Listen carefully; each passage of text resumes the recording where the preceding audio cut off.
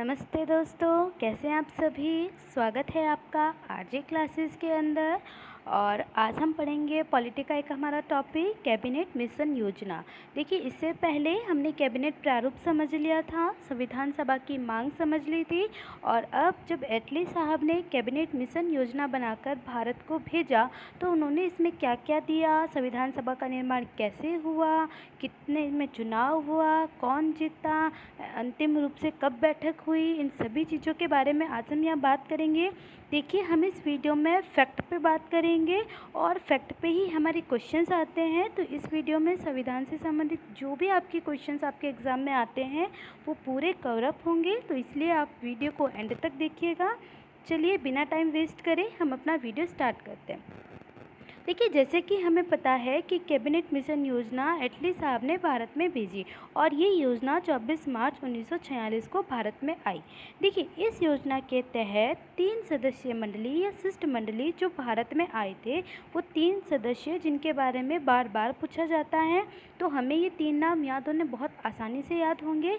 देखिए, हम इसको याद करेंगे PAS, पास। ठीक है, देखिए, पी का मतलब लॉर्ड पैट्रिक लॉरेंस, एवी अलेक्जेंडर और एस सर स्टैनफोर्ड क्रिप्स। देखिए, ये एक ऐसे व्यक्ति थे जो भारत सचिव थे। लॉर्ड पैट्रिक लॉरेंस भारत सचिव थे, अर्थात कैबिनेट मिशन योजना में लॉर्ड पैट्रिक लॉरेंस को शामिल किया गया। तो आपसे ये क्वेश्चन पूछा जा सकता है कि ऐसे कौन से व्यक्ति हैं भारत सचिव के, जो भारत सचिव के पद पे थे और जिनको कैबिनेट मिशन योजना के तहत शामिल किया गया।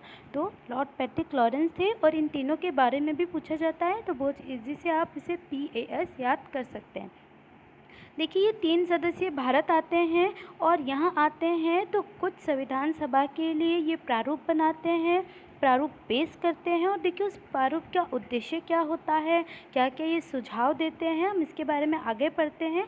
देखिए, कैबिनेट मिशन योजना के अनुसार संविधान सभा में 389 सदस्य होने चाहिए थे। ये 389 सदस्य इन्होंने तय किए थे। जब ये भारत आए, इन्होंने सारी चीज़ें देखी और फिर तय किया कि 389 सदस्य ही संविधान सभा का निर्माण करेंगे, यानी चुनाव होंगे। और ये 389 सदस्यों के आधार पे अप्रत्यक्ष रूप से चुनाव होंगे। देखिए, अब ये 389 सदस्य उन्होंने कहाँ कहाँ से लिए थे, ये क्वेश्चंस बहुत आते हैं। देखिए, 292 सदस्य ब्रिटिश प्रांत के थे। ब्रिटिश प्रांत का मतलब ये हो गया जिनके ब्रिटेन ने अपने अधीन कर रखे थे, ऐसे प्रांत, वो 292 सदस्य उनके थे। 93 सदस्य देसी रियासतों के, 93 सदस्य देसी रियासतें यानी राजा रजवाड़ों के थे, ये देसी रियासतें कहलाई। और 4 चीफ कमिश्नर, चीफ कमिश्नर का मीन्स ये हो गया जैसे हमारे यहाँ अभी केंद्र शासित प्रदेश हैं, उस समय वहाँ 4 चीफ कमिश्नर प्रदेश होते थे। देखिए, 389 सदस्य के अंदर 292 ब्रिटिश प्रांत से, 93 देसी रियासत से और 4 चीफ कमिश्नर से ये सदस्य संविधान सभा के चुनाव के लिए तय किए गए थे। और ये तय किसने किए थे, तो कैबिनेट मिशन के तहत तय किए गए। देखिए, यहाँ पे सीधा सा क्वेश्चन आता है, कैबिनेट मिशन के अनुसार संविधान सभा के सदस्य होने चाहिए थे 389। ठीक है, फिर ये बांट के भी आपसे पूछ सकता है कि ब्रिटिश प्रांतों के लिए कितने सदस्य थे, देसी रियासतों के लिए कितने सदस्य थे और चीफ कमिश्नर के कितने सदस्य थे। अब देखिए, यहाँ पे हमारा नेक्स्ट जो क्वेश्चन ये होता है कि 4 चीफ कमिश्नर जो थे वो कहाँ कहाँ से थे, तो बहुत इजीली हम इसको याद कर सकते हैं।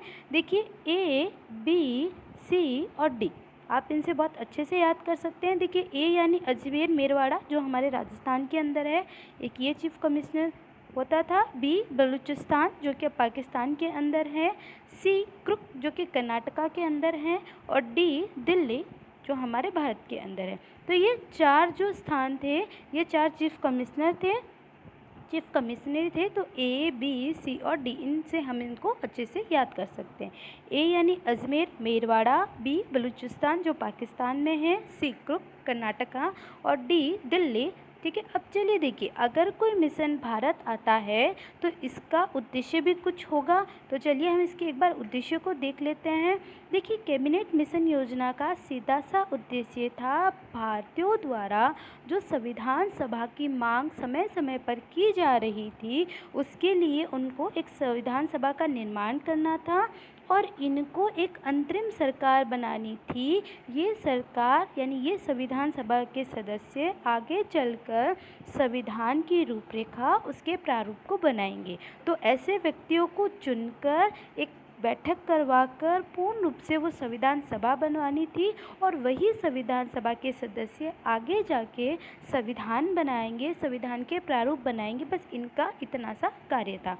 अब देखिए इन्होंने कुछ सुझाव भी दिए थे। तो देखिए सुझाव के रूप में अगर हम पढ़ें तो देखिए ये थे कि प्रतिनिधि जनसंख्या के अनुपात और सांप्रदायिक आधार पर संविधान सभा का निर्माण होगा।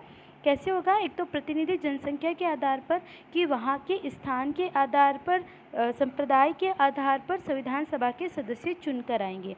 अब जो 300 हमने ऊपर 89 सदस्य हमने पढ़े थे वो कैसे आएंगे कि प्रति 10 लाख की जनसंख्या पर एक प्रतिनिधि आएगा, कि जिस क्षेत्र की 10 लाख जनसंख्या है वहाँ से एक प्रतिनिधि आएगा, 10 लाख से ज़्यादा है तो 2 प्रतिनिधि आएंगे। ऐसे 389 सदस्य इन्होंने चुने। ये शर्त रखी कि 10 लाख पर एक सदस्य चुनकर आएगा। तो ऊपर हमने जो 389 सदस्य पढ़े थे वो यही 389 सदस्य थे और इन्होंने बता ही दिया कि 389 सदस्य होने चाहिए प्रत्येक प्रांत के आधार पर।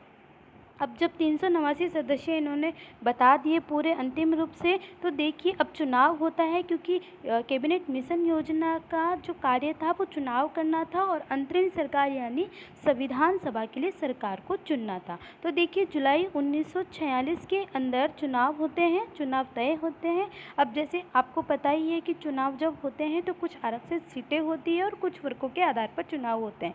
तो देखिए आपसे सीधा सा क्वेश्चन पूछा जाता है, जुलाई 1946 में संविधान सभा के चुनाव में महिलाओं के लिए सीटें थी तो महिलाओं के लिए 15 थी, एससी के लिए 26 थी और एसटी के लिए 33 थी, यानी 33 थी। महिलाओं से आप डायरेक्ट पूछा जाता है तो आपको आंसर देना होगा 15, एससी के लिए 26 और एसटी के लिए 33।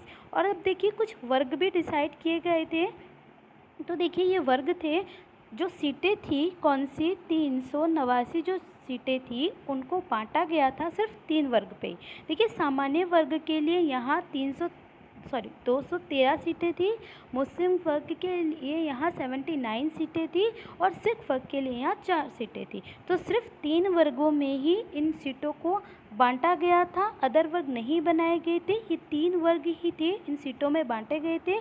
तो देखिए एक तो आपको ये बहुत बार पूछा जाता है कि जो चुनाव हुए थे संविधान सभा में उसमें सामान्य वर्ग के लिए कितनी सीटें थी, मुस्लिम वर्ग के लिए कितनी थी और सिख वर्ग के लिए कितनी थी। तो यहाँ आपको बहुत अच्छे से इनको याद हो जाएगा। और ये सीटें जो आरक्षित सीटें थी कि महिलाओं के लिए, एससी के लिए, एसटी के लिए।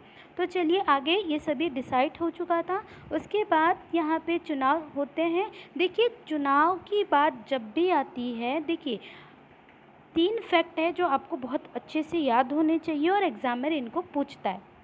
देखिए पहला फैक्ट ये है,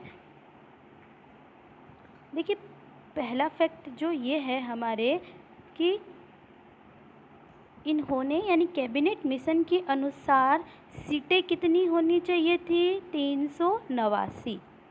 क्लियर, 389 सीटें होनी चाहिए थी इसके अंदर। लेकिन जो चुनाव होता है वो 296 पर ही होता है, ये ध्यान रखिएगा। क्वेश्चंस बहुत बार आता है, संविधान सभा का चुनाव कितनी सीटों पे संपन्न हुआ, तो वहाँ पे हम 389 इसको राइट कराते हैं, लेकिन वो गलत हो जाएगा क्योंकि चुनाव सिर्फ और सिर्फ 296 पर ही होता है, 296 पर ही होता है, 389 सीटों पे नहीं होता। अब 296 पे चुनाव हुआ तो 93 सीटें जो इसके अंदर थी उन पे चुनाव क्यों नहीं हुआ, तो ये आपसे सीधा सा सवाल पूछा जाता है। तो देखिए 213 सदस्य जो हमने ऊपर देशी रियासतों में पढ़े थे इनमें चुनाव नहीं होता, राजा रजवाड़े अपने अनुसार उनको चुनकर भेजते हैं, तो इनमें चुनाव बिल्कुल भी नहीं होता, सिर्फ 296 के सीटों पर ही चुनाव होता है। तो आप इस चीज़ का ध्यान रखिएगा कि संविधान सभा का चुनाव कितनी सीटों पे हुआ, संपन्न हुआ, तो 296 पे हुआ, ना कि 389 पे। ठीक है, तो चलिए अब जब चुनाव हुआ है तो उसका परिणाम भी आता है और इससे संबंधित भी क्वेश्चंस आते हैं। देखिए जैसे ही चुनाव होता है और उसका परिणाम आता है तो 208 सीटें तो सीधा कांग्रेस को मिलती है, 73 सीटें मुस्लिम लीग को मिलती है, सिख को 1 सीट मिलती है और निर्दलियों को 7 सीट मिलती है और इस प्रकार से ये चुनाव का परिणाम आता है। अब यहाँ पे देखिए मुस्लिम लीग के लिए सीटें थी 79 और उनको मिली 73, ठीक है। सिखों के लिए सीटें थी 4, उसमें उनको मिले सिर्फ 1। तो यहाँ पे डायरेक्ट कांग्रेस को 208 सीटें मिलती हैं, तो वो डायरेक्ट संविधान सभा का निर्माण करती है और ये जिन्ना साहब को अच्छा नहीं लगा। मुस्लिम लीग ने इसका बहिष्कार कर दिया और जब मुस्लिम लीग ने इसका बहिष्कार किया तो वो संविधान सभा से अलग हो गई और जैसे ही वो संविधान सभा से अलग होती है तो अब सिर्फ 299 सदस्य ही बचते हैं। तो संविधान सभा में जब संविधान सभा बनती है तो उसमें सदस्यों की संख्या पूछी जाती है तो वो है 299। देखिए हमने यहाँ पे 3-4 फैक्ट को पढ़ा है और एज इट इज़ वो फैक्ट आते हैं। पहला फैक्ट कि कैबिनेट मिशन योजना के अनुसार कितने सदस्य होने चाहिए, तो हमारा सीधा सा आंसर होना चाहिए 389।